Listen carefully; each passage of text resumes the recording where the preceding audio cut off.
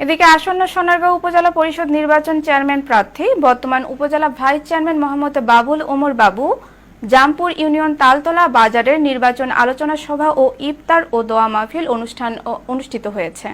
ইফতার মাহফিল বাবু উমর জনগণের দোয়া ও সমর্থন কামনা করে।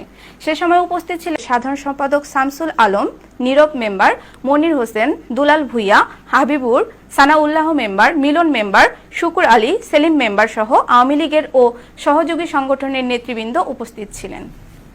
আসলে একটা কর্মী নেতা আমরা আসলে এখানে কথা বলার মতো বেশি নাই। আমরা আপনাদের এই ভোট পেয়ে আমি সোনারগাঁও উপজেলা 5টি বছর উপজেলা পরিষদ ভাইস চেয়ারম্যান নির্বাচিত হয়েছি।